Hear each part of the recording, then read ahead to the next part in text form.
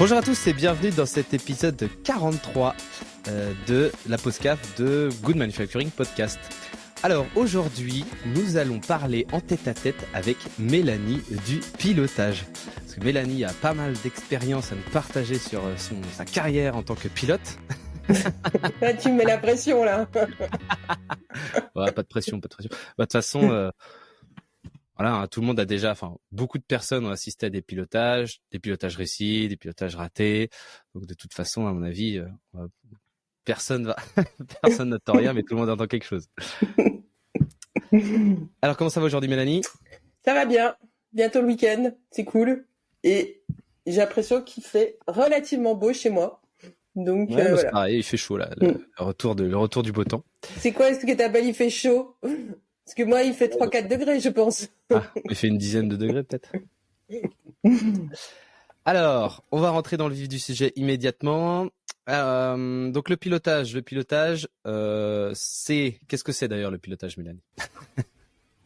Le pilotage, comment on pourrait dire ? Pilotage, c'est... Tu me poses une question piège. En fait, j'avais pas pensé à cette question-là. Ce que je dis toujours avec le pilotage, c'est toujours rendre visible ce qui est invisible. Oui. Et ça sert à faire avancer un processus.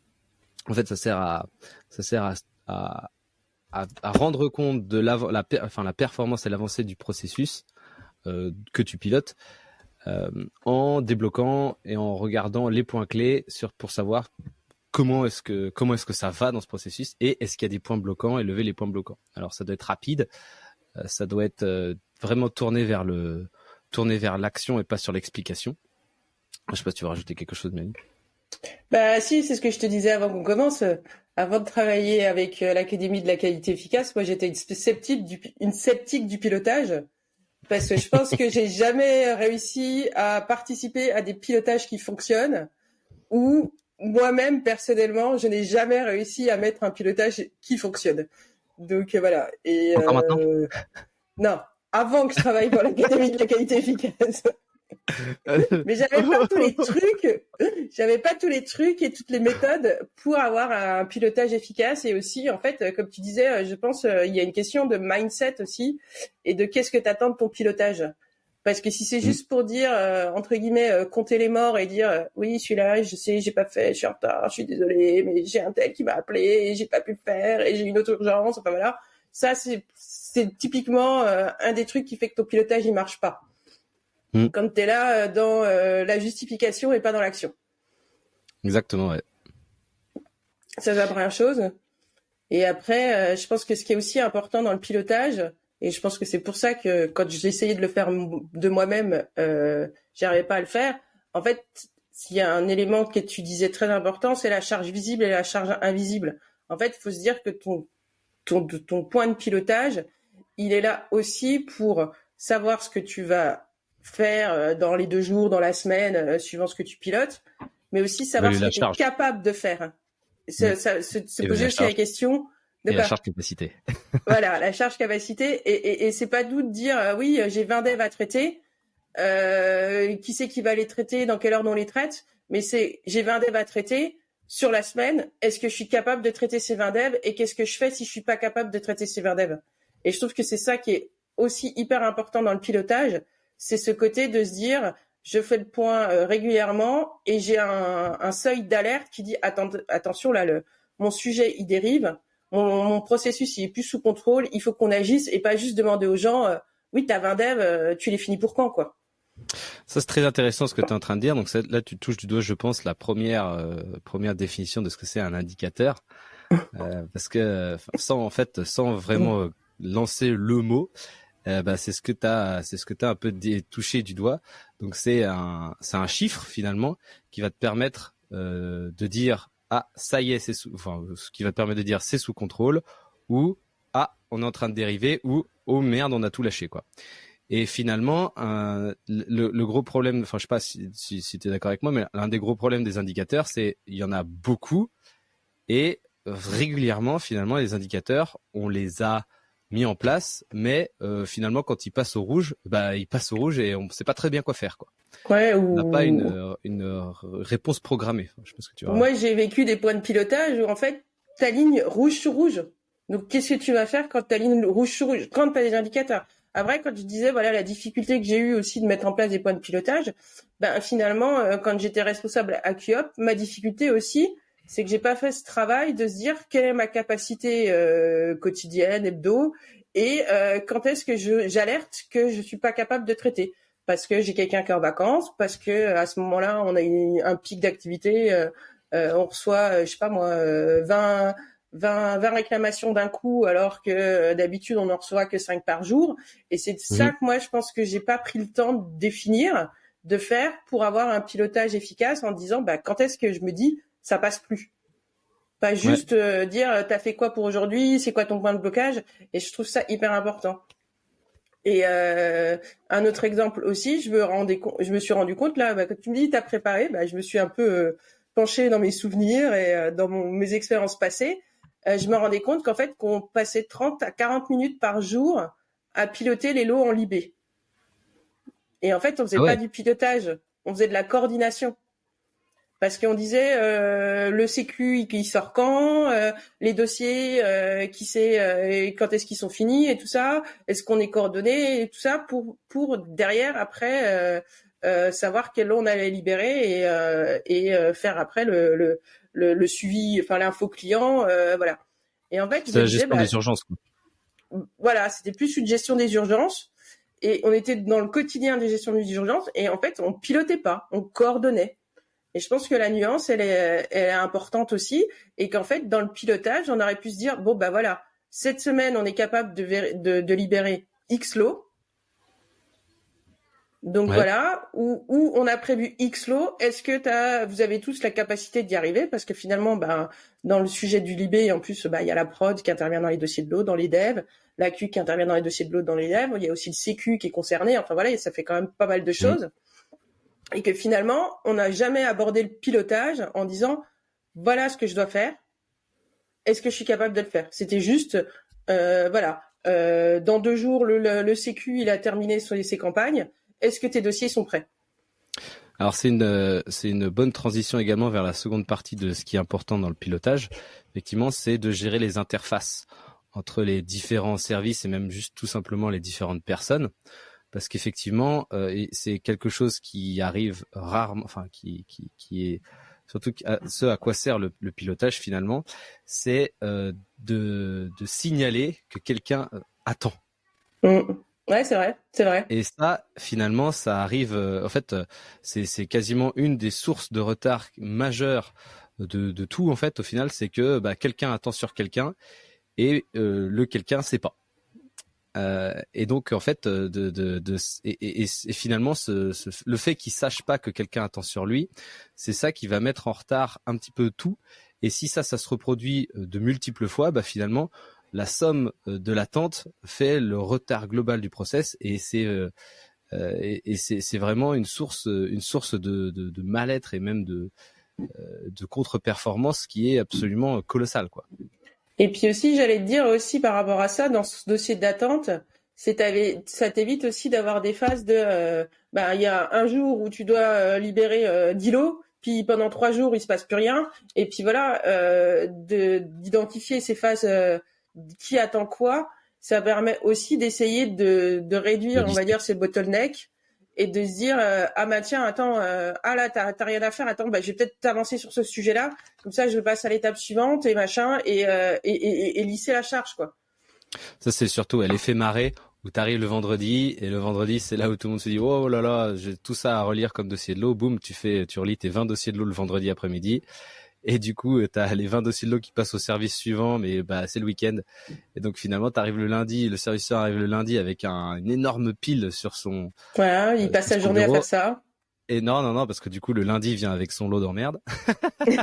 Et finalement, la vague, elle reste, tout le monde est en stress jusqu'au vendredi suivant. Et vendredi suivant, t'arrives, ah, ça y est, j'ai fini ma pile. Et finalement, vlam, et ça recommence.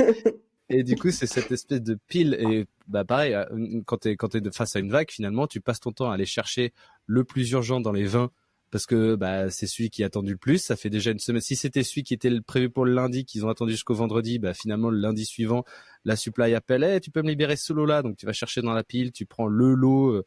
Qui ça fait une semaine qui attend. Oh merde, il y a une déviation.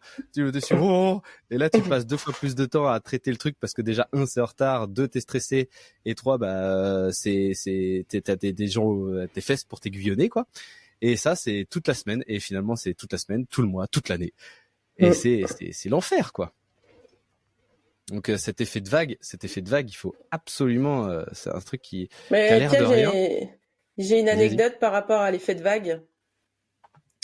Donc quand j'étais responsable à QUIOP, forcément les dossiers je les attendais de la prod, et en fait il y avait un système en place qui était mis en place par la responsable de prod à ce moment-là, qui donnait tous les jours la liste des dossiers à revoir à son équipe. Et en fait elle le faisait pas par rapport à hier on a produit ça, donc les dossiers doivent être lus en 24-48 heures.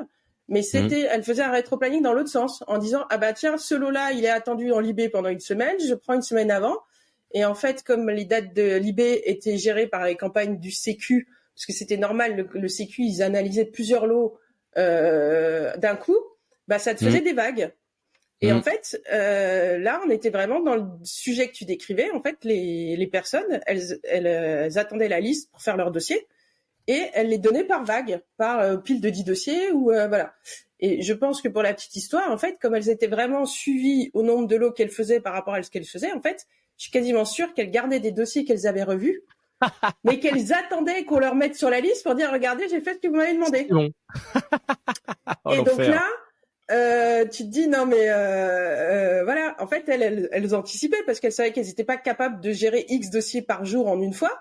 Donc elles anticipaient, puis elles se les gardaient sous le coude, et puis c'est que quand on leur demandait qu'elles les donnaient. Et après, bah, organisation a changé, responsable a changé et tout, et il y a eu un nouveau responsable de prod qui a dit mais moi je veux pas le savoir. Je veux que mon dossier il soit sorti de chez vous en 24-48 heures après la prod.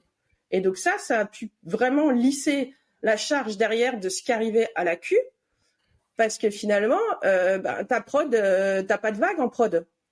Tu peux avoir de temps en temps un dossier qui est un peu bloqué parce que y a un problème ou autre, ou une ligne, enfin sur tes X lignes, il y en a une qui sort un peu plus de l'eau qu'un autre. Mais finalement, ton activité, elle est quand même plutôt lissée. Tu peux ça dépend pas faire de l'organisation, mais ouais. En tout cas, nous, toutes les lignes étaient, on va dire, la majorité des lignes étaient occupées à 80%. Parce que quand je dis 80%, t'as les arrêts, les changements de l'eau, les maintenances, enfin voilà. Donc c'était plutôt lissé. Et franchement, de passer de ce mindset de je dis quel lot doit être libéré, doit être vu parce qu'on a la libé, à je sors mon lot dans 24-48 heures.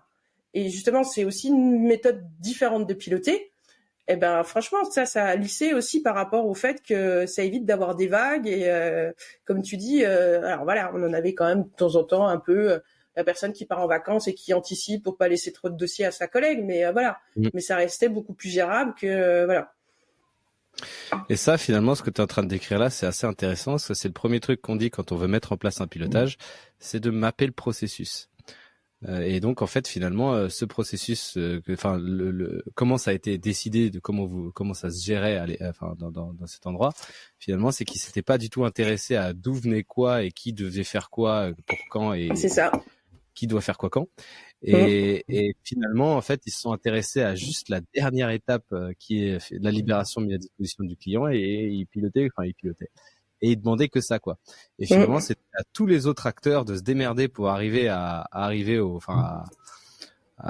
bon résultat au bon moment. Mais finalement, quand t'as comme on disait juste avant, quand t'as une multitude d'acteurs, bah, c'est très compliqué de se mettre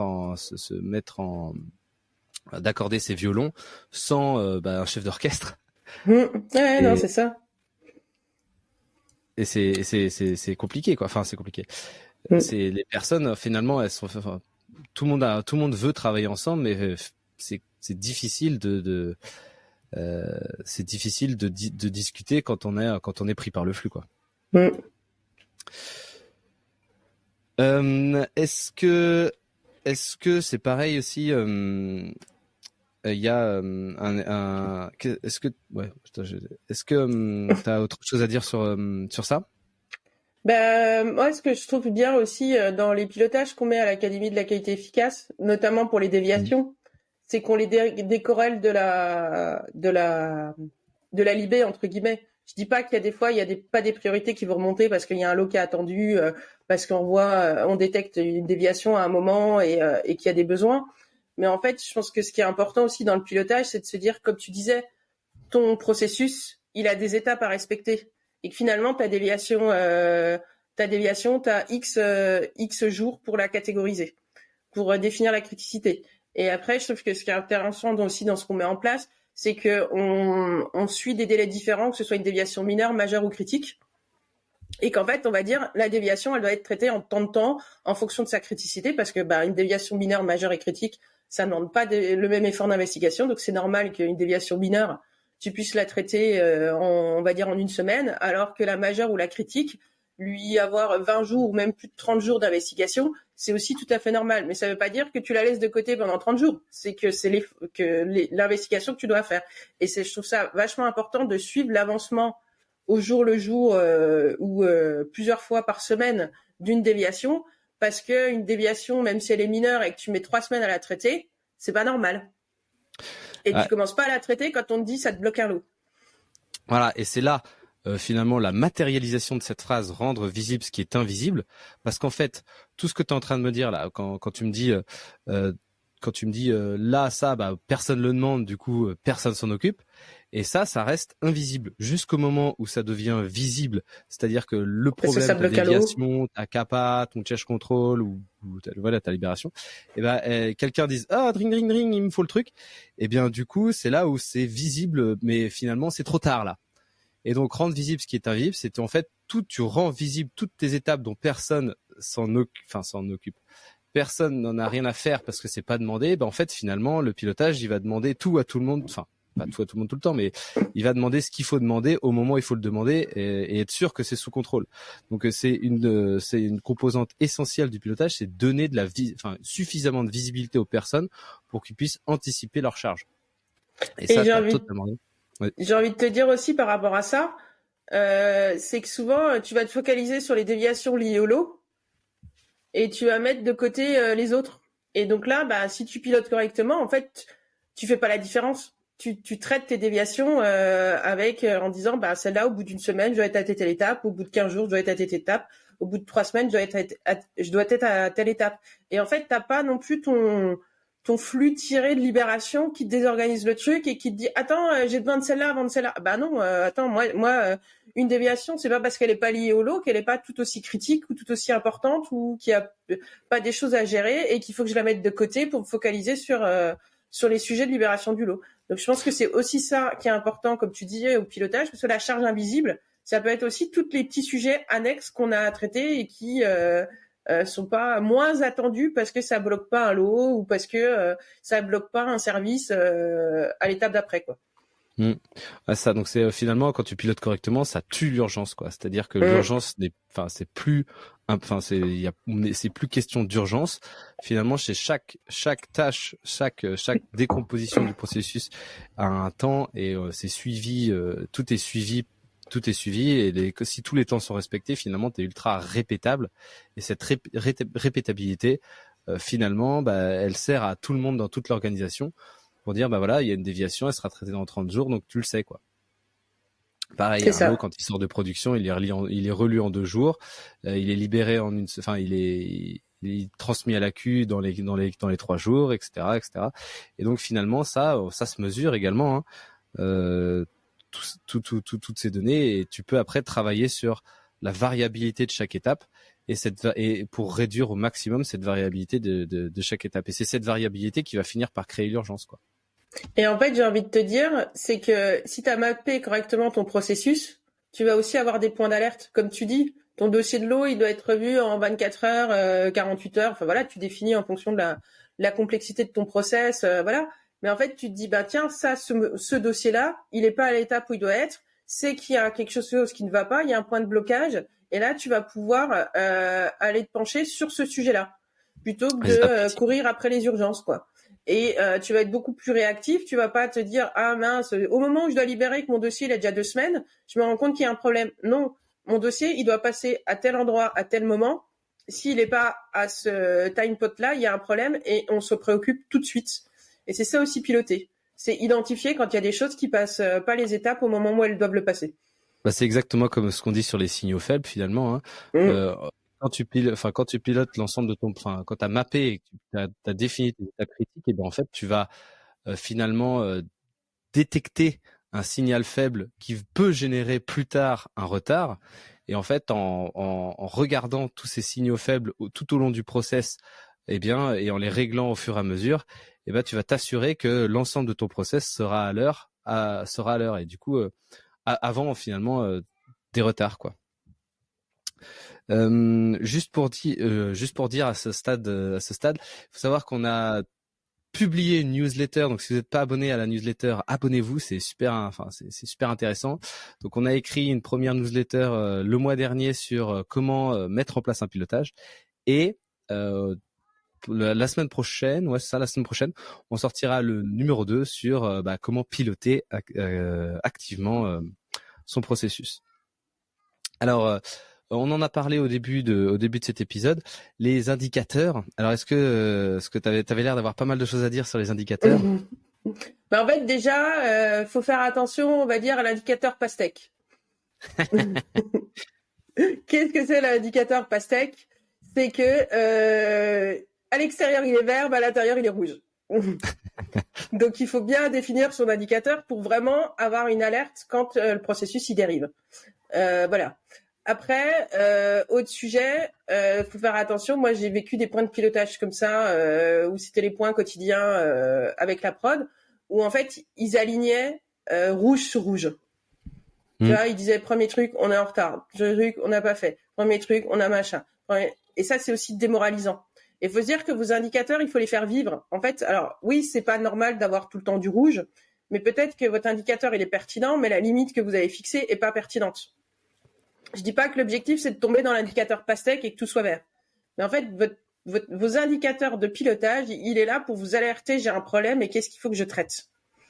Donc voilà. Et si vous sortez que du rouge, c'est démoralisant et en fait les gens ils vont pas agir parce que de toute façon ils disent ça sert à rien, on est dans le rouge tout le temps. Donc voilà. Ça c'est le deuxième élément sur les indicateurs et en fait je pense qu'il faut faire la différence entre les indicateurs de performance et les indicateurs de pilotage. L'indicateur par exemple de quoi?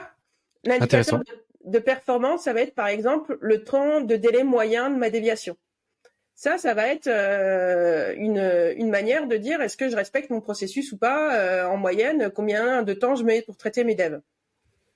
Mais ça, finalement, en pilotant, ça va être compliqué de dire ah tiens, j'ai dépassé de 3 jours mon temps médian et qu'est-ce que je fais? Par contre, un indicateur de pilotage, ça va être le nombre de devs en backlog.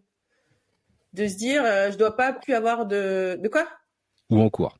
Ou en cours. Ça peut être en cours ou en backlog. Mais voilà, mais un exemple de se dire, je dois pas avoir plus de X devs en backlog. Et il faut accepter aussi qu'on peut avoir des devs en backlog. Parce que finalement, clôturer une déviation en 30 jours, c'est une cible. Et c'est là où c'est important de définir la limite. De se dire, oui, par exemple, dans mon service, j'ai X déviations par semaine. Donc, je veux pas plus de 2 déviations en backlog. Et j'alerte quand quand j'ai le chiffre qui augmente, ou pareil pour l'encours. Ça peut marcher aussi, de se dire voilà. Et donc c'est ça la différence entre pilotage et performance. Et ouais, après moi je trouve que ça peut être quand même pas mal lié. Moi je trouve que chaque indicateur que tu as, il doit être lié à une action, c'est-à-dire que tu vois, tu l'as dépassé ou ça commence à dériver, tu sais comment agir dessus. Et ça c'est trop important. C'est comment agir sur cet indicateur pour le faire revenir au vert. Et donc sur tous les indicateurs qu'on observe, parfois il y a des panneaux des panneaux énormes avec plein d'indicateurs où c'est très très chiffré. Et finalement on peut se poser la question OK, cet indicateur là si on l'enlève, est-ce que quelqu'un se plaint? Et déjà cet indicateur il est au rouge depuis déjà plusieurs mois et on fait rien pour. Qu'est-ce qu'on peut faire pour le faire si on sait pas ou on fait rien? À mon avis il faut l'enlever. Alors à court terme. Après à long terme ça veut pas dire que c'était pas une mauvaise idée et qu'on pourra peut-être le remettre lorsqu'on sera un peu plus mature sur le sujet. Mais en tout cas à court terme ça sert pas à grand chose de le garder si on sait pas quoi faire pour le remettre dans les clous, quoi. Et c'est pas et tout ça en fait ça doit être prédéfini. Une fois qu'on a mappé le processus, on a regardé les étapes critiques et on sait finalement avec le recul, avec les extractions, quelle est notre performance sur le sujet. Eh bien c'est ça qui va nous permettre d'établir des limites pour chacun de ces indicateurs, pour voir où est-ce qu'on en est par rapport à l'habitude, par rapport à l'habituel, et vers où est-ce qu'on dérive, et ensuite voilà, qu'est-ce qu'on met en place si jamais on dérive par rapport à cette habitude. C'est-à-dire que on sait par rapport à notre processus et notre assis, le qui fait quoi quand, où est-ce que ça a merdé, pourquoi ça a merdé, et du coup on peut savoir qu'est-ce qu'il faut faire pour remettre la performance, c'est pas la performance, mais pour remettre le sujet sous contrôle, le processus sous contrôle. Voilà, le processus sous contrôle, exactement. Et après, effectivement, comme tu disais, il y a c'est un autre sujet après d'améliorer le processus. Alors là, c'est pareil, pour améliorer le processus, c'est finalement pas vraiment en le pilotant. Finalement, le pilotant, ça va empêcher, je pense, c'est mon opinion, mais le pilotage va empêcher la variabilité et va revenir sur un niveau en fait moyen de charge capacité, c'est-à-dire tes équipes, elles sont capables de traiter 30 déviations par mois, je sais pas moi, tout depuis 2 ans. Et ben finalement, ce que ça va faire, c'est que ça va diminuer au maximum la variabilité de ça, quoi. Et après, si tu veux améliorer ton processus, c'est là où il faut mettre en place des méthodes de traitement différentes. Il faut alléger par exemple la revue, faut mettre en place des méthodes d'investigation, et là en fait ou des méthodes d'aide à la décision, et là en fait tu vas pouvoir réduire le temps médian de chaque étape, et c'est comme ça que tu vas améliorer la performance de ton processus. Par contre, le pilotage, lui, il va diminuer la variabilité. C'est vrai. J'ai pondu à l'œuf. Non, rien à dire de plus. Faut pas se dire qu'avec ton pilotage, tu vas améliorer ton processus. Enfin, si, tu vas améliorer ton processus. Mais voilà, si derrière, t'as un dossier de l'eau, et quand il arrive à l'étape suivante, il y a plein d'erreurs à corriger, c'est pas le pilotage qui va améliorer ton dossier de l'eau, quoi. Voilà. En fait, tu vas peut-être rattraper une partie du retard, mais pas forcément tout le retard. Ça va dépendre de plein de choses, hein. Mais en tout cas, le pilotage, il va diminuer la pression, il va donner de la visibilité et il va diminuer la variabilité.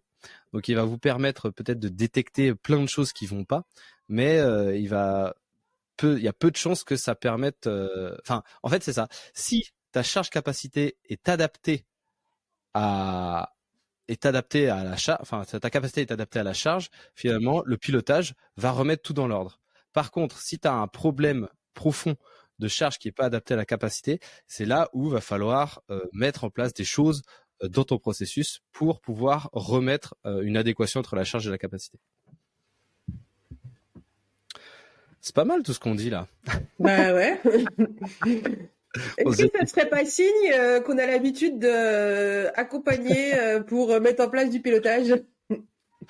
Ouais, on en parlera, je pense, dans la semaine prochaine, hein, sur ce qu'on trouve lorsqu'on met en place des pilotages. Je pense qu'on va faire une série de 3 épisodes. Donc là, on a un peu décrit ce qu'on constate. On n'a même pas vraiment décrit ce qu'on constate. On a commencé à définir le sujet, je pense. Ce qui serait intéressant, c'est d'écrire ce qu'on constate quand on arrive. Après, je pense que ce qu'on fera, c'est qu'on décrira la mise en place et les difficultés de mise en place. Et peut-être un dernier épisode sur le pilotage idéal. Donc, faut savoir que nous, on accompagne très souvent les laboratoires pour différents types de pilotage, donc libération, déviation, CAPA, charge control. On a plein de choses, plein d'outils qui fonctionnent bien, qui permettent d'analyser. Vous pouvez en télécharger certains sur notre site gratuitement, et il y a pas mal d'informations également sur la newsletter. On a déjà fait des podcasts, etc. Enfin bon, n'hésitez pas à nous contacter si vous avez des questions sur ce sujet. On a plein de trucs, quoi. Après, il y a la communauté aussi, c'est pareil, hein. Si vous avez si vous voulez des idées, n'hésitez pas à vous inscrire sur la communauté. En vous inscrivant sur la newsletter, vous allez pouvoir avoir des liens sur la communauté. On essaie de tout lier ensemble, mais bon, c'est pas facile. On a fait le livre dont vous êtes le héros. Tu sais, faut que tu ailles là pour avoir ça, pour après tu vas là, et puis après t'as ça, et puis après là t'as le golden ticket. Voilà. Une organisation tentaculaire. Enfin bon. Est-ce que tu veux rajouter une petite conclusion, Mélanie, ou... Oui, en fait, avant j'étais sceptique du pilotage. Hein. Je trouvais que c'était beaucoup de temps pour peu de valeur ajoutée. Mais parce que, en fait, j'avais pas la méthode ou le support pour avoir un pilotage efficace. Et en fait, un pilotage, quand il est bien fait, finalement, il te prend pas non plus des heures et des heures.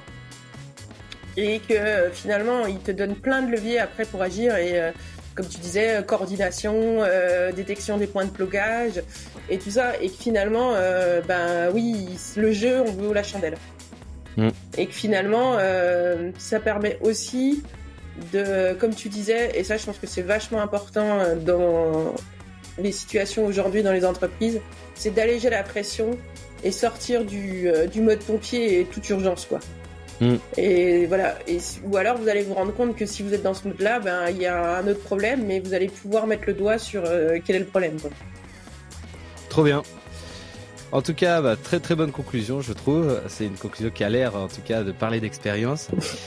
En tout cas, merci à tous de nous écouter et on se retrouve très vite pour un prochain épisode. À bientôt!